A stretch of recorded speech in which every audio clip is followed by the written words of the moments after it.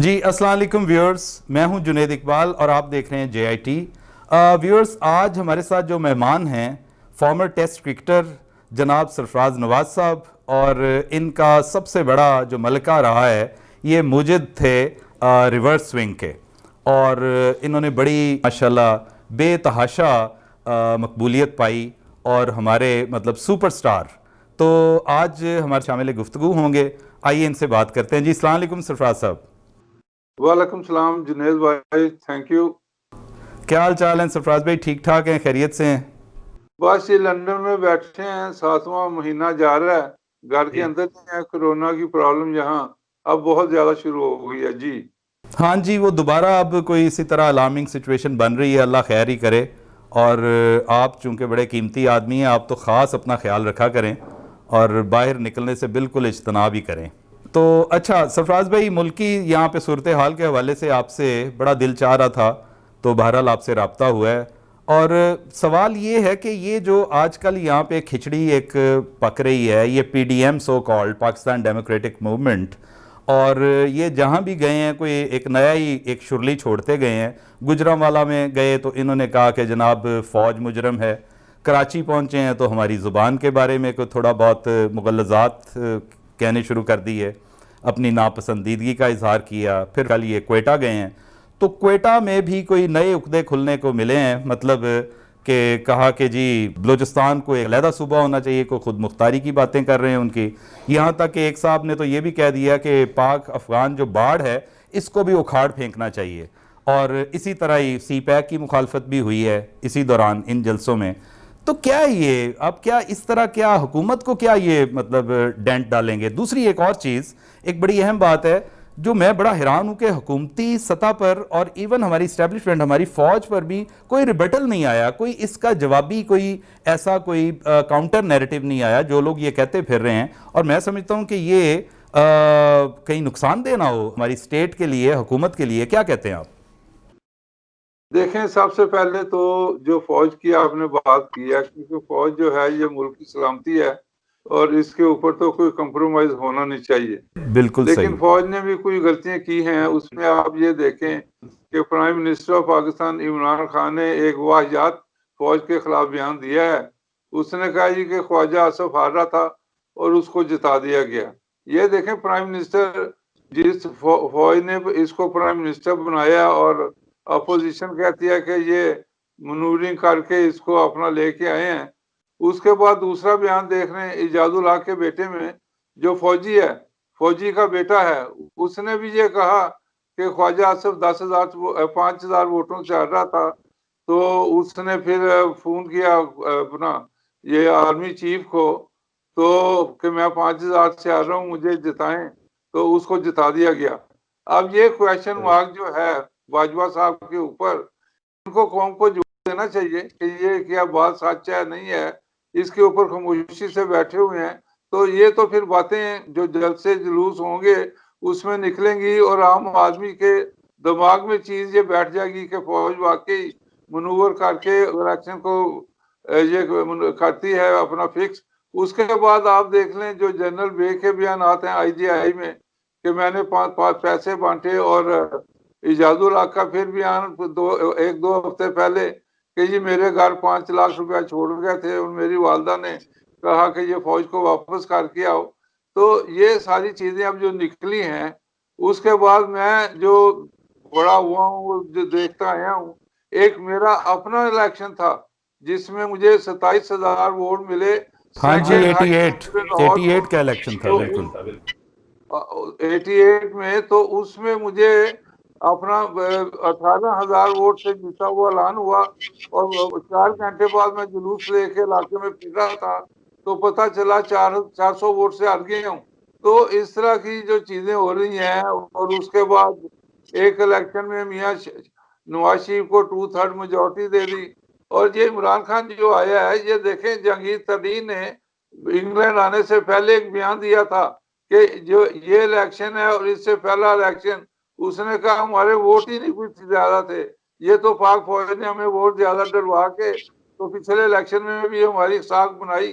तो ये तो सारी चीजें फौज की ऊपर। और उसके बाद आप इमरान खान की ये तकरीरें निकाल के देखें, आज से कोई 5-10 साल पहले वो फौज के खिलाफ जो बकवास करता रहा है, फौज को ये नहीं पता कि इमरान ने फौज को क्या कहता रहा है कि मैं इनको टॉलरेट नहीं करूंगा, निकाल दूंगा, ये कर दूंगा। ये भी बातें तो सामने आनी चाहिए। ये जो मैं बातें कर रहा हूँ, एक तो जनरल बाजवा साहब को कौम को जवाब दें, और दूसरी चीज के ये वाजिब चीज आनी चाहिए कि आइंदा फौज भी फिक्स करेगी या अपना फेयर इलेक्शन होंगे। बाकी आपने जो कहा कि ये जो जलसे जुलूस हो रहे हैं, ये तो आप देखें अवाम इतनी सत गई है मौजूदा हुकूमत से। मौजूदा हुकूमत ने जो तबाही की है, महंगाई की है, चोरियां चिकारियां अपने दोस्तों को इमरान ने करवाई हैं, ये तो सीधा जेल में जाता है। अब अगर हुकूमत बदल जाए और दूसरी कोई हुकूमत आ जाए, तो इसने जो पेट्रोल, चीनी, गंदम और दूसरी चीजों में जो फ्रॉड किया है, उसमें तो ये सीधा पकड़ा जाएगा। क्योंकि फाइनेंस मिनिस्टर ये है, चीनी की सब्सिडी जो मिल रही है पाकिस्तान में 21 अरब की, तो जी जी। ये वाज प्राइम मिनिस्टर भी था और फाइनेंस मिनिस्टर, इसकी अप्रूवल के बगैर कैसे हुआ? उसके बाद फिर इंडिया से जो दवाइयां आई हैं, कॉमर्स मिनिस्टर भी यही है जो दाऊद ने हेरा फेरी की है, और उसके बाद जो कियानी उसको सेक्रेटरी फ्रॉड करके एक अपना मिर्जा साहब करोड़ों रुपए, अरबों रुपए बना के अमेरिका चले गए। किसके ऊपर इंक्वायरी हुई है? ये सारी इंक्वायरी इमरान के ऊपर होनी चाहिए, क्योंकि ये शुरू से ही करप्ट है। ये जो कहते हैं ना, ये 62-63 में कैसे ये क्लियर हुआ है?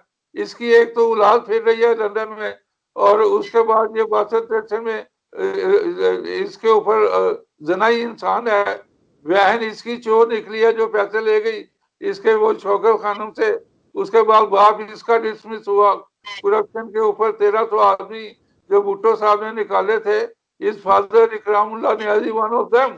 और उसके बाद आप देखें ये जो अपना चीफ जस्टिस साहब थे जिसके आगे केस चल रहा था, जी जी, बताएं, साकिब निसार साहब के बारे में कुछ बताने लगे थे। साथ साथ, तो मैं ये कहूंगा साकिब निसार इतना डिसऑनेस्ट। अब मैं 2-3 इसकी बातें आपको बता दूं।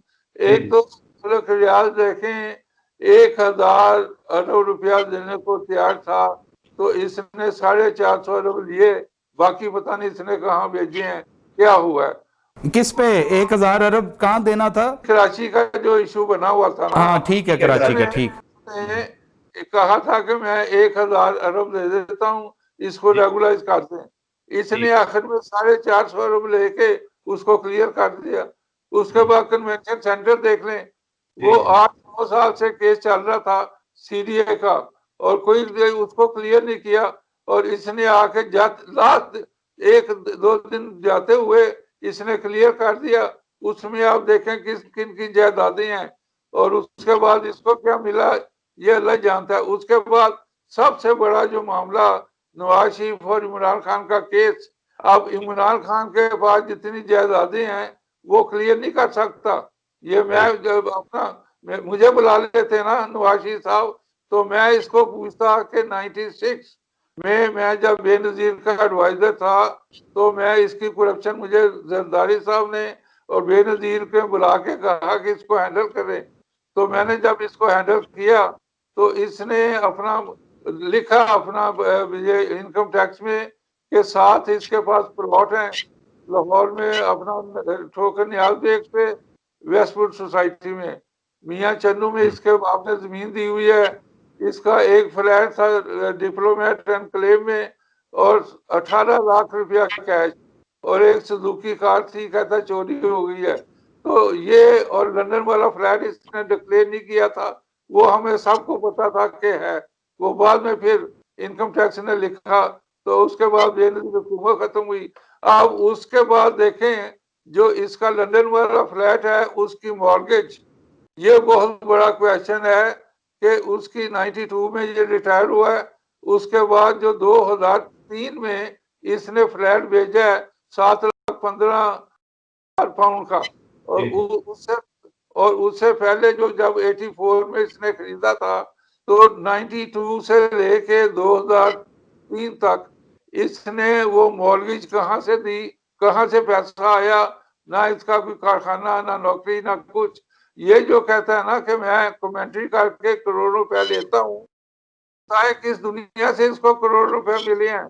ये वालदा के जो इनकम, जो वालदा के अपना इसको पैसे आते थे उसमें से इसने लिए होंगे तो अलग बात है। और एक शौकत नामी आदमी ने 92 में इसकी अपना ट्रांसफर कराई पैसों की, शौकत खानम के अपना दुबई से, यूएई से, और इसके अकाउंट लंदन में आए हैं।